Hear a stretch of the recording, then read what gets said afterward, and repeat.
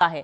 तत्कालीन कृषी मंत्री धनंजय मुंडे यांनी नॅनो युरिया आणि नॅनो डीएपी मध्ये खरेदीमध्ये तब्बल 275 कोटींचा घोटाळा केल्याचा आरोप सामाजिक कार्यकर्त्या अंजली दमानी यांनी केलाय। त्यामुळे धनंजय मुंडे यांची तातडीने चौकशी करून त्यांचा राजीनामा घ्यावा अशी मागणी अंजली दमानी यांनी केली आहे। मुंडेंच्या काळामध्ये नॅनो युरियाची बॉटल ही 220 रुपयांना खरेदी करण्यात आली, तर गोगलगाई निर्मूलनाचं औषधही अव्वाच्या सव्वा दराने खरेदी केल्याचा आरोप त्यांनी केलाय।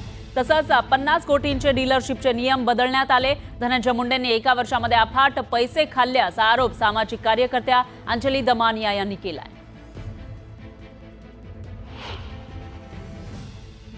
पावणे 300 कोटीचा हा घोटाळा आहे। तर हा जो सगळा अंधाधुंद कारभार झालाय, तर माझी थेट मागणी आहे की आता तरी कृषी मंत्री तेव्हाचे आणि आताचे मंत्री धनंजय मुंडे हे मंत्री बनण्याच्या योग्यतेचे नाहीत। त्यांचा तातडीने राजीनामा घ्यावा आणि त्यांच्यावर इन्क्वायरी लावून हा सगळा झालेला शेतकऱ्यासाठी ठेवलेला पैसा हा परत मिळवा आणि हा पैसा जो आहे तो खरा त्याचा विनियोग डीबीटी अंतर्गत करावा।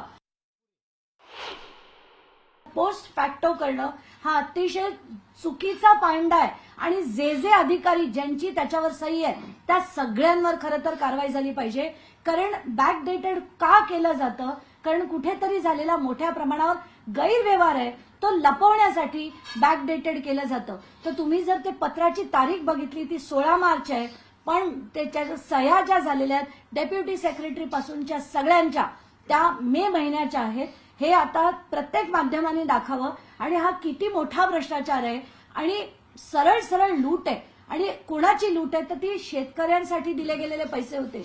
1000 कोटीचे जे सँक्शन होतं ते शेतकऱ्यांसाठी होतं, धनंजय मुंडेंसाठी नक्कीच नव्हतं।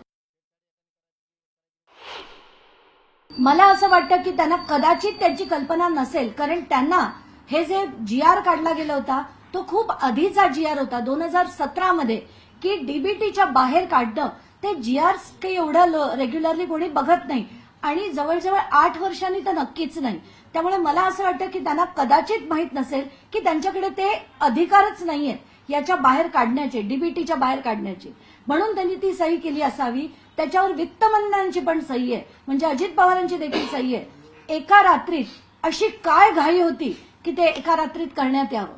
कारण त्यांना निवडणुकीसाठी पैसा हवा होता, कशासाठी पैसा हवा होता, या सगळ्या गोष्टींचा उलगडा आता धनंजय मुंडेंनी करावा। मी भेट का घ्यावी? मुख्यमंत्र्यांचं कर्तव्य आहे की प्रत्येक गोष्ट, आज जर डीबीटीचा पैसा आहे, जे मोदीजी म्हणाले होते की हा शेतकऱ्यांना लाभ मिळत नाहीये, मध्ये पैसा खाल्ला जातोय, तर जर मुख्यमंत्र्यांना योग्य वाटत असेल, मोदीजींचं म्हणणं आमचं सोडा, मोदीजींचं म्हणणं योग्य वाटत असेल तर त्यांनी त्याच्यावर तात्काळ कारवाई करणं भाग आहे। कारण डीबीटी मध्ये हे करू शकत नाही। हे एक नाही, अनेक जीआर म्हणतात, अनेक वेळा अनेक अधिकाऱ्यांनी स्पष्ट मत आहे, या कार्यालयाचं स्पष्ट मत आहे असं देखील लिहिलेलं असताना जर धनंजय मुंडे हे देत असतील, वित्तमंत्री सही करत असतील, तर निर्णय काय घ्यायचा हा मुख्यमंत्र्यांनी आता घ्यायला हवा। काल रात्री उपमुख्यमंत्री अजित पवार यांनी बीडमध्ये एक 3 जणांची समिती स्थापन केली आहे की जे तिथली अनियमितता बघेल। पण अजित पवारांना मी दिलेले जे कागदपत्र होते आणि आत्ताचे जे कागदपत्र आहे याची चौकशी कोण करणार हे त्यांनी ठरवावं। कारण आता मी कोणालाही सांगणार नाही, हे सगळे सांगण्याच्या पलीकडे गेलेत।